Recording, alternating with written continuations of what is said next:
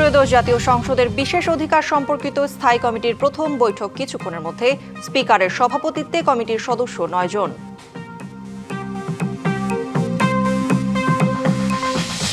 তেলের পাম্পে দীর্ঘ হচ্ছে গাড়ির সারি, মাইকে ঘোষণা দেয়া হচ্ছে অকটেন পেট্রোল নেই, সংকটে না থাকার আশ্বাসেও স্বস্তি ফিরছে না।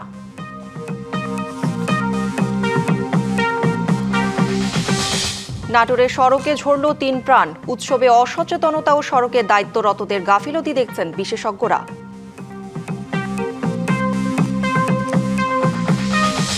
এক 11 কুশীলব, সাবেক এমপি মাসুদ উদ্দিন গ্রেপ্তার, দুর্নীতি ও হত্যার 5 মামলার আসামি সাবেক এই সেনা কর্মকর্তা।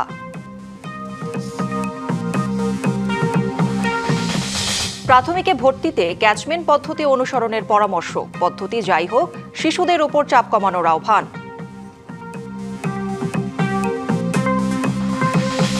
এবং ইরান, ইসরায়েল ও মার্কিন সংঘাতে জ্বলছে মধ্যপ্রাচ্য, যুদ্ধ বন্ধে আলোচনা নিয়েও ধোঁয়াশা, পাল্টাপাল্টি হামলা চলছে। ত্রয়োদশ জাতীয় সংসদের বিশেষ অধিকার সম্পর্কিত স্থায়ী কমিটির প্রথম বৈঠক শুরু হচ্ছে কিছুক্ষণের মধ্যে। 13 সদস্য বিশিষ্ট এই বৈঠকে অন্তর্বর্তী সরকারের সময় বিভিন্ন বিষয়ে জারি করা 133টি অধ্যাদেশ পর্যালোচনার দায়িত্ব পেয়েছে বিশেষ কমিটি। বেলা 11টায় জাতীয় সংসদের ক্যাবিনেট কক্ষে বরিশাল 3 আসনের সংসদ সদস্য জয়নুল আবেদিন ফারুকের সভাপতিত্বে শুরু হবে এই বৈঠক। অন্তর্বর্তী সরকারের সময়ে জারি করা কোন অধ্যাদেশ বহাল থাকবে এবং কোনটি বাতিল হবে তা যাচাই বাছাই করবে এই বিশেষ কমিটি। পর্যালোচনা শেষে বিষয়গুলো নিয়ে কমিটিতে আলোচনা হবে এবং পরে চূড়ান্ত সিদ্ধান্ত নেওয়া হবে। গত 15ই মার্চ স্পিকার হাফিজ উদ্দিনের সভাপতিত্বে জাতীয় সংসদের বিশেষ কমিটি গঠন করা হয়। ত্রয়োদশ জাতীয় সংসদের বিশেষ অধিকার সম্পর্কিত স্থায়ী কমিটির প্রথম বৈঠক আজ। এরই মধ্যে সংসদে পৌঁছেছেন সংশ্লিষ্ট সংসদ সদস্যরা। বিস্তারিত জানাতে সরাসরি যুক্ত হচ্ছেন সহকর্মী মিজান আহমেদ। মিজান, বৈঠকের বিষয়ে কি তথ্য আছে আপনার কাছে, জানাবেন। কৌরি, যেমনটি আপনি জানাচ্ছেন তার বাইরে যদি আরও কিছু বাড়তি তথ্য আমি যোগ করি, যে আমরা দেখতে পাচ্ছি যে এখনও কিন্তু এই যে আমন্ত্রিত যে অতিথিরা, আজকে যে এই বিশেষ কমিটির যে বৈঠক যেটি কিছুক্ষণ পরে শুরু হবে, সেই বৈঠকের আমন্ত্রিত অতিথিরা তারা কিন্তু প্রবেশ করছেন এবং তাদের পাশাপাশি গণমাধ্যম কর্মীরাও কিন্তু তাদের প্রবেশ মুখের সময় কিন্তু আসলে তাদের কথা বলার এবং তাদের এই বৈঠক নিয়ে তাদের যে প্রত্যাশা প্রতিক্রিয়া সেগুলো জানার চেষ্টা করছে। কিছুক্ষণ আগে কিন্তু এখান দিয়ে প্রবেশ করেছেন জামায়াতের পক্ষ থেকে আজকে যে কমিটি থাকবে। আমরা দেখতে পাচ্ছি সালাউদ্দিন আহমেদ, স্বরাষ্ট্রমন্ত্রী, তিনি কিন্তু এসেছেন আমরা তার কাছ থেকে জানতে চাবো যে আমরা সরাসরি রয়েছি, আমরা আপনার কাছে জানতে চাবো যে আজকে যে 133টি অধ্যাদেশের বিষয়ে আপনারা সিদ্ধান্ত নেবেন, পর্যালোচনা করবেন, এর মধ্যে বেশ কিছু বিতর্কিত এবং সমালোচিত অধ্যাদেশও রয়েছে, যা নিয়ে কিন্তু ইতিপূর্বে আমরা আলোচনা করেছি, যেমন জুলাই গণ অভ্যুত্থানের দায় মুক্তি এবং দায় নিরূপণ অধ্যাদেশ সহ বেশ কিছু অধ্যাদেশ রয়েছে। সংসদ অধিবেশনের প্রথম দিনেই সাংবিধানিক বাধ্যবাধকতা অনুসারে ইন্টারিম গভর্নমেন্টের সময় জারি করা 133টি অধ্যাদেশ উপস্থাপন করা হয়েছে। এটার নিয়ম হচ্ছে 30 পঞ্জিকা দিবসের মধ্যে এই অধ্যাদেশগুলোর বিষয়ে ফয়সালা করতে হবে এবং যেহেতু পার্লামেন্টে মন্ত্রণালয় সম্পর্কিত স্থায়ী কমিটিগুলো এখনও গঠিত হয়নি, তো কার্যপ্রণালী বিধি অনুসারে বিশেষ কমিটি গঠনের নিয়ম আছে, সেটা করে দেয়া হয়েছে প্রথম দিনে। সেটার বৈঠক আজকে এখনই 11টার সময় হবে। সেখানে অধ্যাদেশগুলো নিয়ে আলোচনা হবে, কোন কোন অধ্যাদেশের বিষয়ে কি কি সিদ্ধান্ত হয় সেটা আমরা চেষ্টা করব যাতে দ্রুততার সাথে সিদ্ধান্ত নেওয়া যায়। বিগত 133টি অধ্যাদেশের মধ্যে বেশ কিছু অধ্যাদেশ কিন্তু আপনার সংবিধানের সাথে সাংঘর্ষিক, আর পাশাপাশি 24 পরবর্তী যে জন আকাঙ্ক্ষা সে বিষয়টিও রয়েছে। আসলে এই দুটোর মধ্য থেকে সঠিক সিদ্ধান্তটা কিভাবে নেবেন, আসলে কোনগুলোকে প্রায়োরিটাইজ করবেন? আমরা জনপ্রত্যাশা, জুলাইয়ের গণ অভ্যুত্থানের ছাত্র গণ অভ্যুত্থানের আকাঙ্ক্ষা এগুলোকে ধারণ করব। যেমন কিছু অধ্যাদেশ আছে এখানে জুলাই যোদ্ধাদের, তাদেরকে সেই নামে অভিহিত করা হয়েছে গণ অভ্যুত্থানে যারা নেতৃত্ব দিয়েছে, অংশগ্রহণ করেছে। সেই বিষয়ে ইনডেমনিটি দেওয়ার একটা বিষয় অধ্যাদেশ আছে, যেমন এইগুলোকে আমরা গ্রহণ করব। এছাড়া বিভিন্ন বিষয়ে আছে যেগুলো বিগত ফেসিবাদী সরকারের সময়ে বিভিন্ন প্রতিষ্ঠানের নামকরণ করা হয়েছিল, তাদের নেতাদের নাম বিভিন্ন নামে, এগুলো বিলুপ্ত করা হয়েছে। এগুলো ইজিলি আমরা গ্রহণ করব। এছাড়া আরও অন্যান্য বিষয় আছে যেগুলোতে বিস্তারিত আলোচনা করে আমরা কোনটা কিভাবে গ্রহণ করা যায়, কোনটা সংশোধনী সহ গ্রহণ করা যায়, অথবা কোনটা আমরা হয়তো বিলম্বে আরও সংশোধনী আনতে হবে, সেটা ওভাবেই ফয়সালা করতে হবে, কারণ সময় সংক্ষিপ্ত। এটা 30 দিনের ভিতরে ফয়সালা করতে গেলে অলরেডি আমাদের অধিবেশন 12 তারিখ বসেছে, পরবর্তী অধিবেশন বসবে 29 তারিখ। এর মধ্যে প্রায় 15 দিনের মতো সময় আমরা অতিবাহিত করছি। বাকি 15 দিনের মধ্যে যা করা যায় সেইটুকু আমরা ব্যবস্থা করব। মাননীয় মন্ত্রী, একটি অভিযোগ উঠেছে গুরুত্বপূর্ণ অধ্যাদেশ, যেটা নিয়ে গণমাধ্যম কর্মীদের অনেক কনসার্ন রয়েছে, উপাত্ত সংরক্ষণ অধ্যাদেশ, এগুলো বিস্তারিত আলাপ করতে হবে। মাননীয় মন্ত্রী, একটি অভিযোগ উঠেছে মাননীয় মন্ত্রী, যেমনটি উনি বলছিলেন যে মাননীয় মন্ত্রী, একটি অভিযোগ উঠেছে তেল না পেয়ে পেট্রোল পাম্প ভাঙচুরের অভিযোগ উঠেছে। এই বিষয়টি আপনারা কিভাবে দেখছেন? এটা দুই একটা বিচ্ছিন্ন ঘটনা হয়তো হয়েছে, আমরা এগুলো অ্যাড্রেস করতেছি। যেমনটি উনি বলছিলেন যে আসলে 133টি অধ্যাদেশই সংবিধান, জন আকাঙ্ক্ষা, তো দুটোর মিশেলে যাচাই বাছাই করেই পরবর্তী সিদ্ধান্তগুলো নেওয়া হবে। এবং আপনাকে জানিয়ে রাখি যে এই 133টি অধ্যাদেশের মধ্যে প্রায় 6টির মতো অধ্যাদেশ রয়েছে বঙ্গবন্ধু শেখ মুজিবুর রহমানের পরিবারের নাম পরিবর্তন সংক্রান্ত। তাই সবশেষ আসলে বৈঠকটি এখনই শুরু হচ্ছে, শুরু হওয়ার পর আর কি সিদ্ধান্ত আসে তা পরবর্তী সময় আপনার মাধ্যমে জানিয়ে দেবো। ফিরে যাচ্ছি স্টুডিওতে, কৌরি আপনার কাছে। মিজান, ধন্যবাদ আপনাকে। ঈদের দিন আর পরের দিনটা বাদ দিয়ে তেলের পাম্পের বাইরের দীর্ঘ সারি দীর্ঘতর হচ্ছে। জ্বালানির পর্যাপ্ত মজুদ থাকার, সংকট না থাকার সরকারি ঘোষণা কোনোভাবেই যেন আশ্বস্ত করতে পারছে না গ্রাহককে। আবার রাজধানীর পাম্পে তেল নেই হাঁকডাক, সেই শঙ্কাকে আরও উস্কে দিচ্ছে। অবশ্য প্রয়োজন না থাকলেও গাড়ির ট্যাঙ্ক ভরতে লাইনে দাঁড়াচ্ছেন অনেকেই, সেটিও চাপ তৈরি করছে বলেই মনে করেন বহুজন। স্পট মার্কেটে আমরা কিনছি, ভর্তুকি দিয়ে জনগণকে আমরা তেল দিচ্ছি। অক্টেনের জন্য কোনো গাড়ি দাঁড়াবেন না, মূল্যবান সময় নষ্ট করবেন না। তেল আছে, সংকট নেই, সরকারের এমন ঘোষণা আর পাম্প কর্মীর মাইকিং দৃশ্যত সবিরোধী। অক্টেনের জন্য মূল্যবান সময় নষ্ট করবেন না। ঈদের ছুটি শেষের আগের দিন থেকেই এমন দৃশ্য রাজধানীর প্রায় সব রিফুয়েলিং স্টেশনে। বিভিন্ন বাহনের চালকরা ঘন্টার পর ঘন্টা লাইনে থেকে পাচ্ছেন না জ্বালানি। অক্টেন না পাই, এখন সারাদিন আমরা কোথায় নিয়ে ঘুরবো এখন বলেন অক্টেন ছাড়া?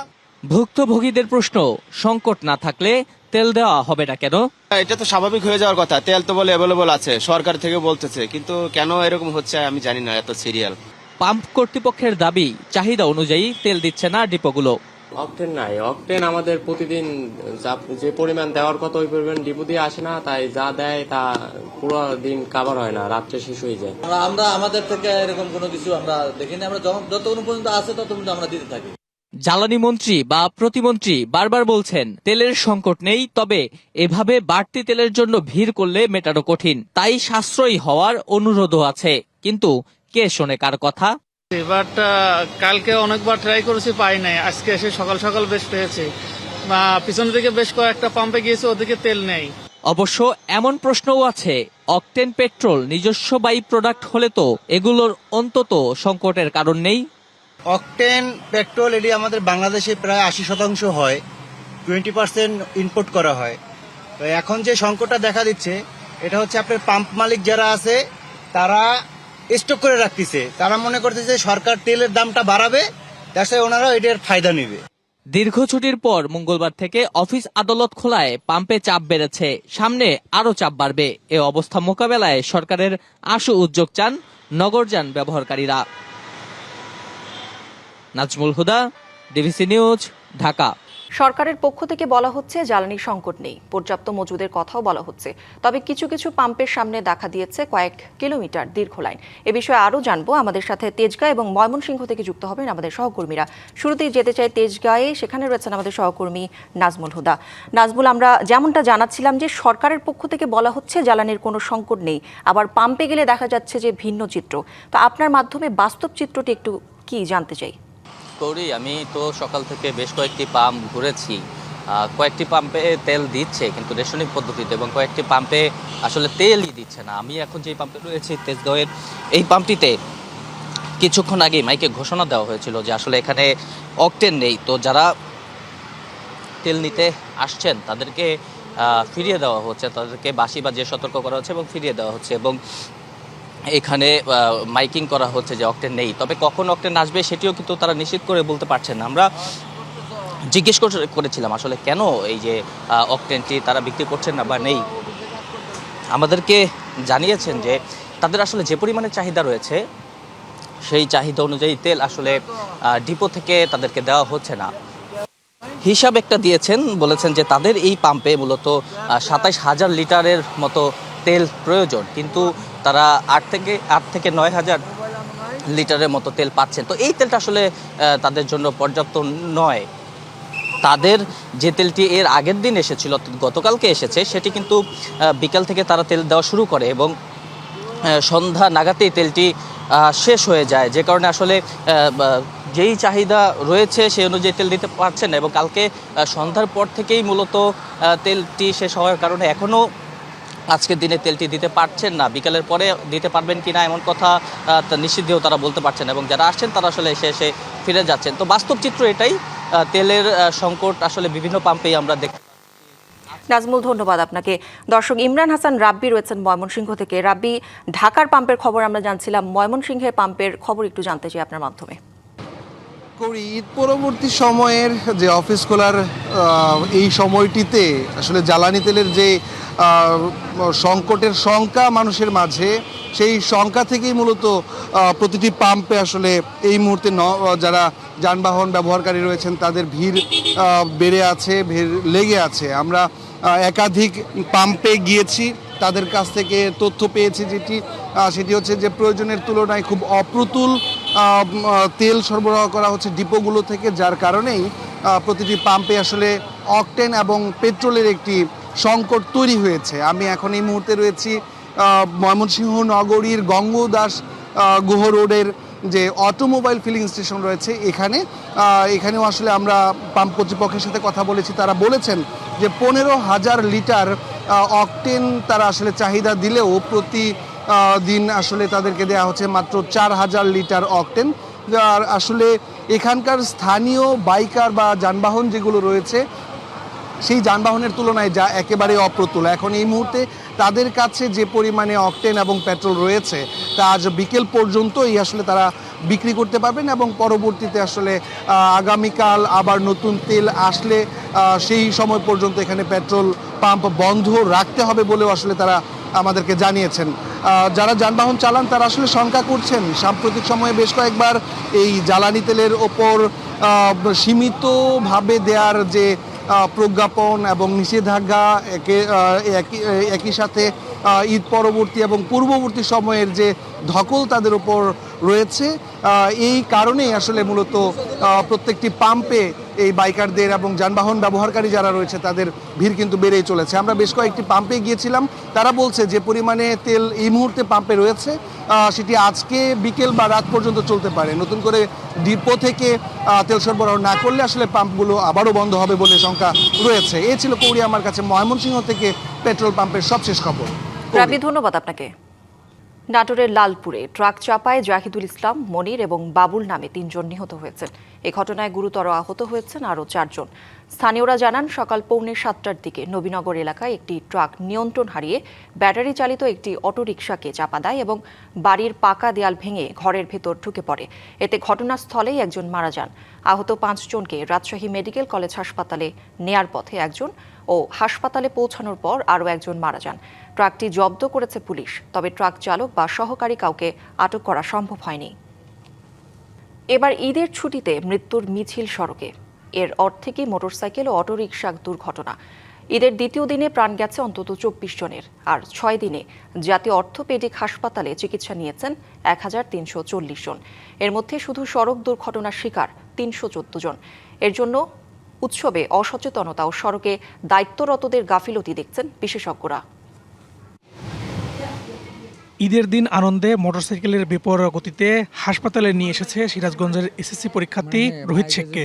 পা ভেঙে এখন কাতরাচ্ছেন জাতীয় অর্থোপেডিক হাসপাতালের বিছানায়। ওই বাইকে থাকা 3 বন্ধুর একজন মারা গেছেন। ভবিষ্যৎ নিয়ে অনিশ্চয়তায় বাকি 2 জন। আমরা এদিকে ওইদিকে চলে আসে, সরাসরি আমাদের গাড়ির সাথে ওটা লেগে আছে সামনাসামনি। গতি ছিল ভালোই, যে ড্রাইভ করছিল ওরে হসপিটালে নিয়ে গেছে। তারপরে আমার নিয়ে গেছে, পরে হসপিটালে নিয়ে যাওয়ার পরে কিছুক্ষণ পরে শুনে মারা গেছে। এদিকে ব্যবসার কাজে বেরিয়ে সিএনজি অটোরিকশার বেপরোয়া গতির কারণে সেতু থেকে নদীতে পড়ে যান নবাবগঞ্জের সুমন। ঈদের আগে এমন দুর্ঘটনায় উৎসবের আনন্দ মাটি পরিবারের। টার্নিং আছে ব্রিজে, রানিং গতি খুব। আমি বলছিলাম সিএনজি ড্রাইভারে আসতে যাইতে, সে ব্রিজে উপরতে ফেলাচ্ছে মোটামুটি 35-40 ফিট হবে। সিএনজি আমার এই পায়ের উপর আছিল বামে। দেশের বিভিন্ন স্থানে ঘটা দুর্ঘটনায় এমন অনেকে এখন জাতীয় অর্থোপেডিক হাসপাতালে ভর্তি, যাদের পরিবারের ঈদ আনন্দের পরিবর্তে নেমে এসেছে চরম উৎকণ্ঠা। চিকিৎসকরা বলছেন অন্য যে কোনো সময়ের চেয়ে ঈদের সময় দুর্ঘটনার রোগী বেশি চিকিৎসা নিতে আসেন। এদের মধ্যে অনেকেই বাইক ও অটোরিকশা দুর্ঘটনার শিকার। 1340 জন পেশেন্ট অ্যাটেন্ড করছে টোটাল, তার মধ্যে 314 জন হচ্ছে রোড ট্রাফিক অ্যাক্সিডেন্ট, এবং এর মধ্যে আবার 177 জন হচ্ছে আপনার ওই অটো আর ওই যে মোটরসাইকেল মিলে। হাত পা ভাঙ্গাগুলোই বেশি, যেগুলো অটো এবং মোটরসাইকেল। গত 3 বছরের পরিসংখ্যান বলছে উৎসব আনন্দের দিনগুলোতে বাড়ে দুর্ঘটনা। প্রতি বছরই ঈদ উল ফিতরেই ঘটে 300 থেকে 350 দুর্ঘটনা। এতে প্রাণ হারান 300 থেকে 400 মানুষ। যোগাযোগ বিশেষজ্ঞরা বলছেন সারা বছর দায়সারাভাবে চলে 7 দিনের মধ্যে দুর্ঘটনা কমানো সম্ভব না। দরকার সড়কে সংশ্লিষ্টদের জবাবদিহির আওতায় আনা আর প্রযুক্তির সহায়তা। বিজ্ঞান বলে রাস্তাটা হবে রেগুলেটেড, কে রাস্তায় নামবে না নামবে, কে বৈধ কে অবৈধ, সারা বছর ধরে এটাকে নিবিড় নজরদারি করে নিরাপদ সড়ক নিশ্চিত করব। তাহলে ঈদের সময় সঙ্গত কারণে চাপ বাড়বে, একমুখী চাপ হয়, সবাই একসাথে দিতে চায়। এটার ম্যানেজমেন্টের জন্য তখন আর গায়ে গতরে নামতে হয় না। তাহলে হয় কি, জনগণ স্বস্তির একটা ঈদ করতে পারে। এছাড়া সড়ক দুর্ঘটনা এড়াতে যাত্রীদের সচেতনতার উপরও জোর দিচ্ছেন বিশেষজ্ঞরা। Farhaduzzaman, DBC news, Dhaka. ঈদের ছুটির পর প্রথম কর্মদিবসে অফিস করছেন প্রধানমন্ত্রী তারেক রহমান সহ মন্ত্রিসভার সদস্যরা। এ বিষয়ে আরও জানব, সচিবালয় থেকে যুক্ত হচ্ছেন সহকর্মী শাহ ইমন। ইমন, ঈদের দীর্ঘ ছুটির পর সকলে তো কর্মজীবনে ফিরছেন। আমরা যেমনটা জানাচ্ছিলাম যে ঈদের ছুটির পর আজ প্রথম কর্মদিবসে প্রধানমন্ত্রী সহ মন্ত্রীরা অফিস করছেন। আপনার মাধ্যমে বিস্তারিত জানতে চাই। গৌরী, আজকে ঈদের বন্ধের পরে মূলত আজকেই প্রথম কর্মদিবস ছিল এবং সকালবেলা থেকেই প্রধানমন্ত্রী তারেক রহমান উনি কিন্তু সচিবালয়ে প্রবেশ করেছেন এবং সচিবালয়ে উনি 10টার দিকে একটি বৈঠক ছিল অর্থমন্ত্রীর সাথে এবং আইএমএফের একটি প্রতিনিধি দলের সাথে। কারণ বাংলাদেশের যে অর্থ ছাড় করার ব্যাপারে আইএমএফের সাথে একটি দেন দরবার চলছিল বেশ কিছুদিন ধরে, সেটি নিয়ে আজকে কিন্তু একটি বৈঠক হয়েছে এবং বৈঠকটি ইতিমধ্যেই শেষ হয়েছে। অর্থমন্ত্রী বের হয়ে এসেছেন এবং উনি কিছুক্ষণ পরে একটি সংবাদ সম্মেলনের মাধ্যমে উনি জানাবেন যে আইএমএফের সাথে প্রধানমন্ত্রীর কি কথা হয়েছে এবং অর্থ ছাড়ের ব্যাপারে সর্বশেষ কি অবস্থানে আছেন বাংলাদেশ সরকার, সেই বিষয়ে একটি আনুষ্ঠানিক ব্রিফ করবে। আর এর বাইরে প্রধানমন্ত্রীর আরও বেশ কিছু প্রোগ্রাম রয়েছে, যেমন আপনার নারী ও শিশু বিষয়ক মন্ত্রণালয়ের মন্ত্রী এবং প্রতিমন্ত্রীর সাথে একটি বৈঠক রয়েছে এবং প্রবাসী কল্যাণ মন্ত্রীর সাথে আরেকটি বৈঠক রয়েছে। যে বাংলাদেশের যে শ্রমবাজার রয়েছে বিভিন্ন দেশের পৃথিবীর, সেগুলো বিষয়ে কিছু অগ্রগতি এবং শ্রমবাজার কিভাবে আরও দেশে বিস্তৃত করা যায় সেই বিষয়ে একটি বৈঠক হবে। আর এর পাশাপাশি সচিবালয়ে আজকে প্রথম কর্মদিবসে এসেই বিদ্যুৎ ও জ্বালানি সংকট নিয়ে পরিস্থিতি নিয়ে একটি সংবাদ সম্মেলন করেছেন বিদ্যুৎ ও জ্বালানি মন্ত্রী। উনি যেটি বলেছেন যে জ্বালানি সংকট এই মুহূর্তে দেশে কোনো ধরনের জ্বালানি সংকট নেই, তবে মানুষ আতঙ্কিত হয়ে পেট্রোল পাম্পগুলোতে তেল সংগ্রহের জন্য যাচ্ছে, যে কারণে কিছু কিছু পাম্পে সংকট তৈরি হচ্ছে। মূলত সরকারের পক্ষ থেকে বারবার বলা হচ্ছে যে কাউকে আতঙ্কিত না হয়ে জ্বালানি তেল মজুত করার জন্য নিষেধ করা হয়েছে, তবে কিছু কিছু পাম্পে মানুষ হুমড়ি খেয়ে পড়ার কারণে মূলত এই সংকটগুলি কৃত্রিমভাবে তৈরি হচ্ছে। আর কেউ যেন কোনো ধরনের তেলের মজুত না করে এই ব্যাপারে হুঁশিয়ারি উচ্চারণ করেছেন বিদ্যুৎ ও জ্বালানি মন্ত্রী।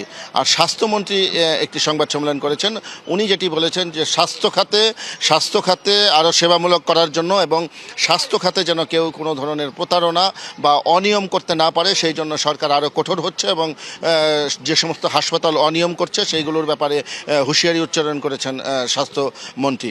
তো এই ছিল মোটামুটি সচিবালয়ের আজকে সংবাদ, এই মুহূর্তে থাকা আমার হাতে সংবাদ। পরবর্তীতে আমি আপনাকে আরও কিছু তথ্য দিতে পারবো পরবর্তী। নিশ্চয়ই ইমন, ধন্যবাদ আপনাকে। দুর্নীতি ও হত্যা মামলার আসামি ফেনী 3 আসনের সাবেক সংসদ সদস্য অবসরপ্রাপ্ত লেফটেন্যান্ট জেনারেল মাসুদ উদ্দিন চৌধুরীকে গ্রেপ্তার করা হয়েছে। মধ্যরাতে রাজধানীর বাড়িধারা ডিওএইচএস থেকে তাকে গ্রেপ্তারের পর ডিবি কার্যালয়ে নেওয়া হয়। আইনশৃঙ্খলা বাহিনী জানায়, হত্যা মামলার আসামি গ্রেপ্তারি পরোয়ানাভুক্ত ছিলেন মাসুদ উদ্দিন চৌধুরী। সেই পরোয়ানার ভিত্তিতেই তাকে গ্রেপ্তার করা হয়েছে। 2018 সালের একাদশ জাতীয় সংসদ নির্বাচনে ফেনী 3 আসন থেকে জাতীয় পার্টির মনোনয়নে সংসদ সদস্য নির্বাচিত হন তিনি। এর আগে তিনি আওয়ামী লীগের মনোনয়ন ফর্ম নিয়েছিলেন, তবে 5 দিনের মধ্যে দল পরিবর্তন করে জাতীয় পার্টির মনোনয়নে নির্বাচন করেন এবং বিজয়ী হন। নির্বাচনের আগেই তিনি দলটির সভাপতি মণ্ডলীর সদস্য হন। দেশের বহুল আলোচিত 1-11 সময় সাবেক এই সেনা কর্মকর্তা গুরুতর অপরাধ দমন সংক্রান্ত জাতীয় সমন্বয় কমিটির সমন্বয়কের দায়িত্ব পালন করেন। ঈদের 7 দিনের ছুটি শেষে আজ খুলেছে অফিস, আদালত, ব্যাংক। অফিস খুললেও যারা বাড়তি ছুটি নিয়েছেন তারা রাজধানীতে ফিরছেন আজ। সকাল থেকে রাজধানীর কমলাপুর রেলওয়ে স্টেশনে রাজধানী ফেরাদের ভিড়। গাবতলী, সায়েদাবাদ বাস টার্মিনালে দেশের বিভিন্ন প্রান্ত থেকে আসা দূরপাল্লার বাসগুলো যাত্রী নিয়ে ভিড়তে শুরু করে। উত্তরবঙ্গ এবং দক্ষিণবঙ্গ থেকে আসা যাত্রীদের চাপ ছিল সবচেয়ে বেশি। এবার ঈদের লম্বা ছুটিতে 17 মার্চ থেকে ফাঁকা হতে থাকে রাজধানী। 23 মার্চ পর্যন্ত টানা ছুটির পর আজ ও কাল অফিস খোলা, পরশু থেকে আরও 3 দিনের ছুটি। তাই এখনও রাজধানী আগের চেহারায় ফিরতে শুরু করেনি। এবার স্মুথ, অন্যান্য বারের চেয়ে এবার স্মুথ হয়েছে, কিন্তু আজকে একটু ট্রেন লেট হওয়ার কারণে অফিসে একটু ঢুকতে লেট হবে।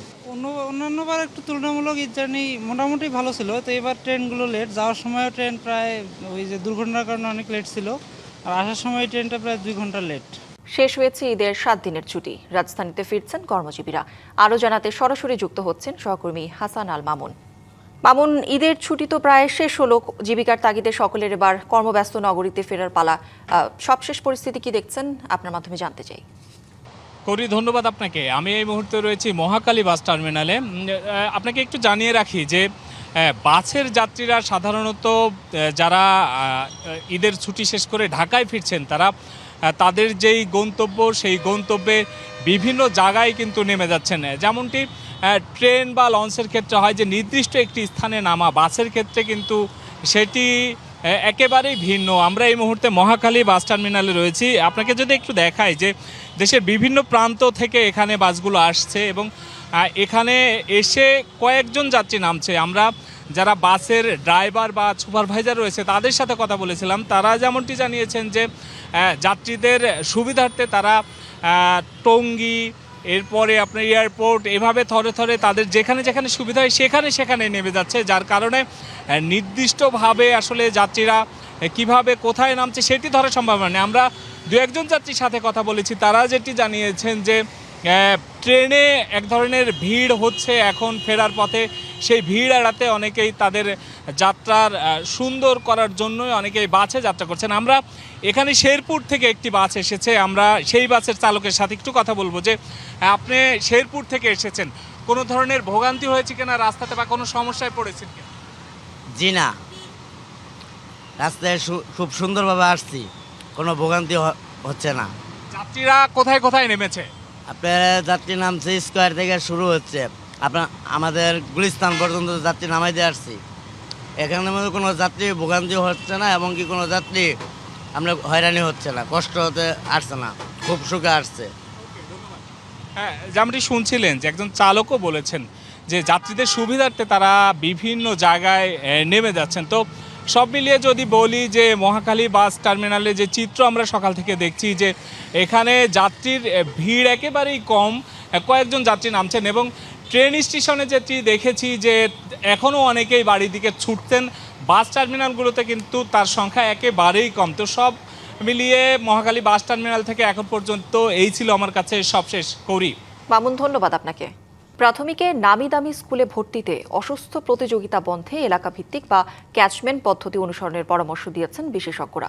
এতে করে আরও বেশি শিশুদের শিক্ষামুখী করা যাবে বলে মত তাদের। তবে যে পদ্ধতি হোক, ভর্তিতে শিশুদের ওপর চাপ তৈরি না করার পরামর্শ মনোরোগ বিশেষজ্ঞদের।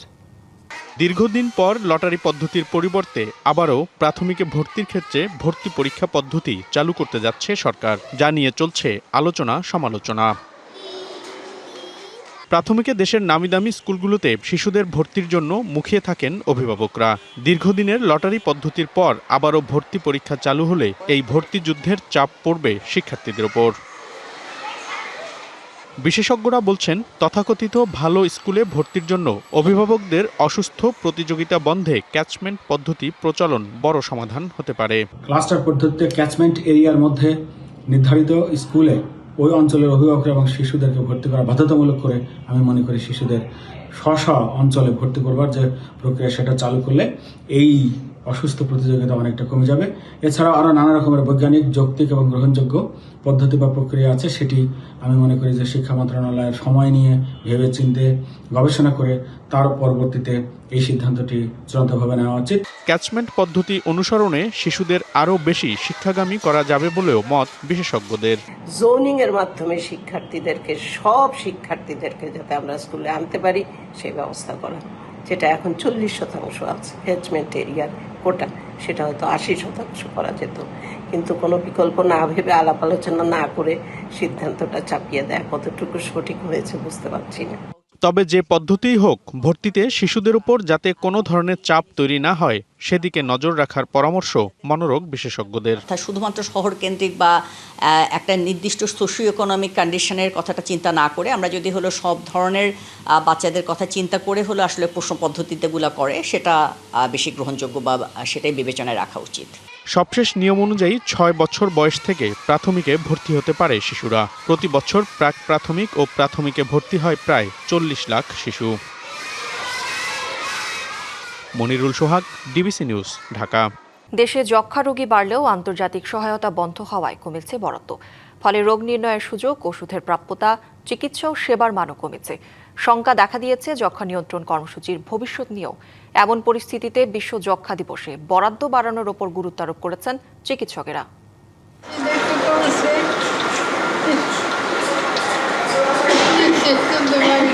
কোনাবাড়ি রাশিদা ভুগছেন যক্ষ্মায়। বর্তমানে চিকিৎসা নিচ্ছেন শ্যামলী টিবি হাসপাতালে। যক্ষ্মা একটি সংক্রামক রোগ যা মাইকোব্যাকটেরিয়াম টিউবারকিউলোসিস নামক ব্যাকটেরিয়ার কারণে হয়। বাংলাদেশে নানা কারণে বাড়ছে যক্ষ্মা। সরকারের সর্বশেষ হিসাব বলছে প্রতি বছর 3,79,000 মানুষ নতুন করে যক্ষ্মায় আক্রান্ত হন, মারা যান 44,000। মানে কফ জমা, কাশ কাশ, জ্বর কাশ, এই আর শ্বাসকষ্ট। এখন সবাই হাঁপারটা ব্যথা করে নিচের ছাড়তে গেলে, পানিটা একটু কমে এসে তো হালকা ব্যথা আছে আর কি। চিকিৎসকরা বলছেন যক্ষ্মার বিভিন্ন ধরনের মধ্যে ওষুধ প্রতিরোধী যক্ষ্মাও বাড়ছে, যা উদ্বেগজনক। গুরুত্বপূর্ণ ওষুধগুলোতে দেখা যাচ্ছে ওষুধগুলো কাজ করে না, কারণ জীবাণুটা এই ঔষধ প্রতিরোধী জীবাণু। রিফাম্পিসিন এবং আইএনএইচ জাতীয় অন্যতম মূল দুইটা ঔষধ, এটা যখন প্রতিরোধী হয় সেই জীবাণুটা, তখন এটাকে এমডিআর বা মাল্টি ড্রাগ রেজিস্ট্যান্ট টিউবারকুলোসিস বলা হয়। সারা ওয়ার্ল্ডে যেমন চ্যালেঞ্জ, আমাদের দেশেও চ্যালেঞ্জ। বৈশ্বিক পরিস্থিতিতে বরাদ্দ বন্ধ হওয়ায় স্বাস্থ্য অধিদপ্তরের অধীনে যক্ষ্মা নিয়ন্ত্রণ কার্যক্রম বর্তমানে বন্ধ রয়েছে। যে শক্তি নিয়ে, যে মনোবল নিয়ে আমরা কাজ করতাম, এই ইউএসএইড বন্ধ হয়ে যাওয়ার পর আমাদেরকে বড় ধরনের নতুন চ্যালেঞ্জের মুখোমুখি হতে হলো। বিভিন্ন সংস্থার মাধ্যমে আমরা কিন্তু কোনোভাবে আমাদের কার্যক্রমগুলো চালাচ্ছি। এমন পরিস্থিতিতে যক্ষ্মা নির্মূল ও নিয়ন্ত্রণ নিয়ে শঙ্কা দেখা দিয়েছে। Tahsina Jessy, DBC news, Dhaka. বাগেরহাটের শরণখোলা উপজেলায় গলাকাটা অবস্থায় ফেলে যাওয়া এক কিশোরীর মরদেহ উদ্ধার করেছে পুলিশ। সকালে উপজেলার রাজৈর এলাকায় ফাতেমা ওরফে রিয়ামণি নামে ওই কিশোরীর মরদেহ উদ্ধার করা হয়। স্থানীয়দের কাছ থেকে খবর পেয়ে পুলিশ ঘটনাস্থলে গিয়ে লাশ উদ্ধার করে। শরণখোলা থানার ভারপ্রাপ্ত কর্মকর্তা শামিনুল হক জানান, ঘটনার প্রকৃত কারণ উদ্ঘাটনে তদন্ত শুরু করেছে পুলিশ। দেশে এখন পর্যন্ত জ্বালানির সংকট নেই, কিন্তু মানুষ আতঙ্কে পাম্পগুলোতে হুমড়ি খেয়ে পড়ার কারণে জ্বালানির সংকট শুরু হয়েছে বলে মন্তব্য করেছেন বিদ্যুৎ, জ্বালানি ও খনিজ সম্পদ মন্ত্রী ইকবাল হাসান মাহমুদ। সকালে সচিবালয়ে গণমাধ্যমের সাথে আলাপকালে তিনি এসব কথা বলেন। জানান, প্রয়োজনের তুলনায় মানুষ বেশি তেল মজুত করছে, এই কারণে কয়েকটি পাম্প বন্ধ করতে বাধ্য হচ্ছে। বলেন, তেল সংকটে এখন পর্যন্ত ঈদযাত্রায় কোনো বাস বা গাড়ি বন্ধ হয়ে যায়নি, তাই মানুষ যাতে বেশি তেল মজুত না করে সেই আহ্বান জানিয়েছেন তিনি। মন্ত্রী আরও জানান, তেলে দাম বাড়ানোর কোনো পরিকল্পনা সরকারের নেই।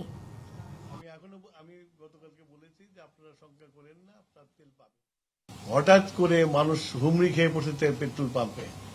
আমরা তো একটা প্রসেসের পেট্রোল পাম্প চলে, আমরা যেভাবে তেল দেশে দেয় সেই নিয়মের এখন ভেঙে পড়ছে সেই নিয়মটা। যে এত ভিড়, এত তেল পেট্রোল পাম্পে যা দেওয়া হয় প্রতিদিন, সেটা সবসময় যা দেওয়া সেটাই থাকে, কিন্তু গ্রাহক তার বেড়ে গেছে। স্বাভাবিক তেলের তো লাইন থাকবে, পাবে না, তো স্বাভাবিক, এটা তো অস্বাভাবিক কিছু না। তো সক্ষমতার বাইরে গিয়ে কাজ করলে হাসপাতাল বা ক্লিনিকের লাইসেন্স বাতিল করা হবে, এমন হুঁশিয়ারি দিয়েছেন স্বাস্থ্যমন্ত্রী। স্বাস্থ্য খাতের কোনো অনিয়ম বা প্রতারণা সহ্য করা হবে না বলেও ঘোষণা দেন।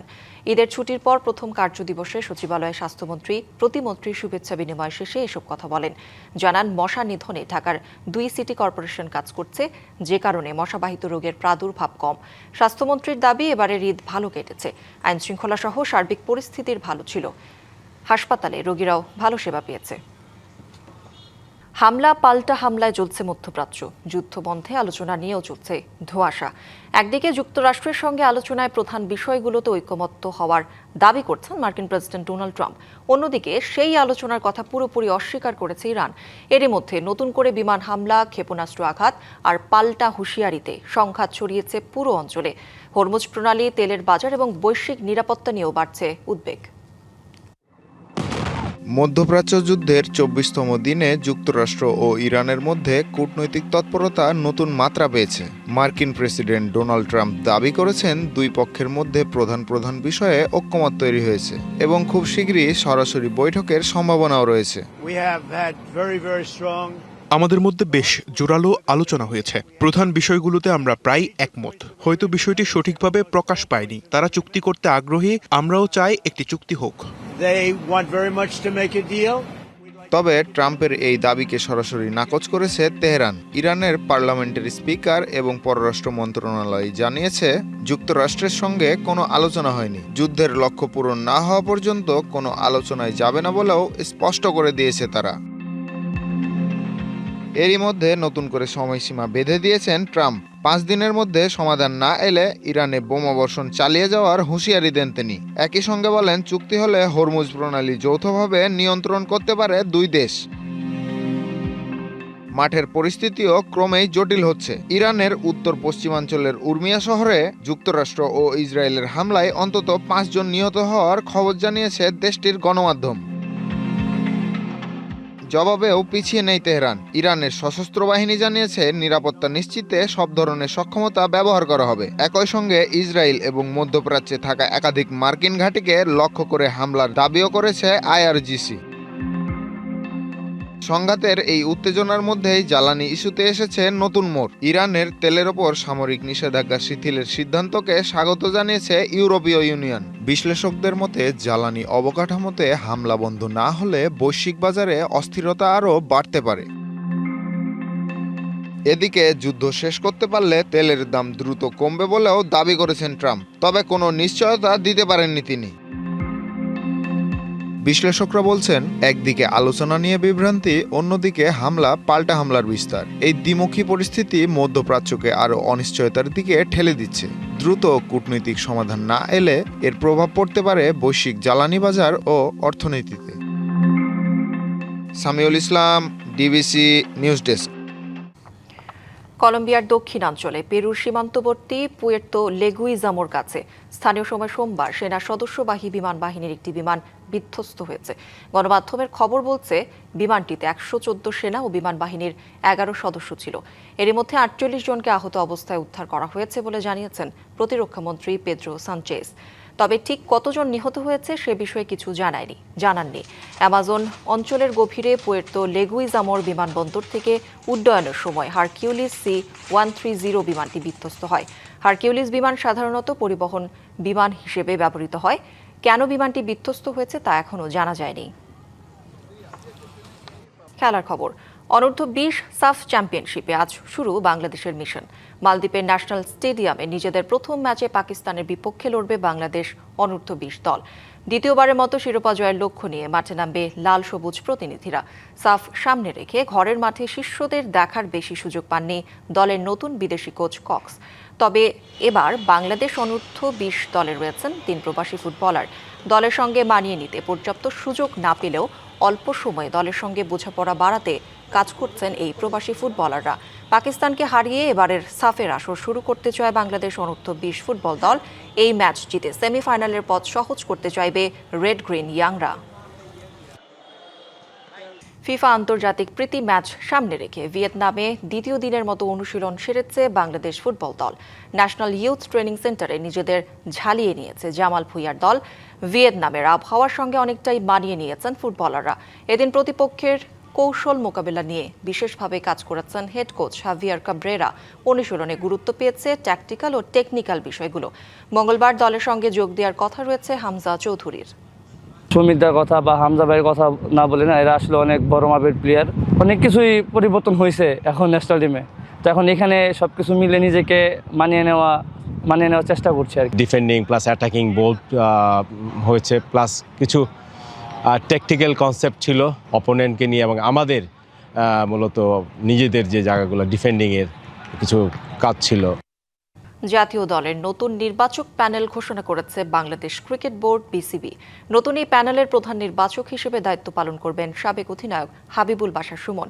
বাশারের সঙ্গে নির্বাচক প্যানেলে আছেন সাবেক পেসার হাসিবুল হোসেন শান্ত, যিনি আগেও দায়িত্ব পালন করেছেন গাজী আশরাফ হোসেন লিপুর অধীনে। প্যানেলের নতুন দুই মুখ অভিজ্ঞ সাবেক ক্রিকেটার নাইম ইসলাম এবং নাদিফ চৌধুরী।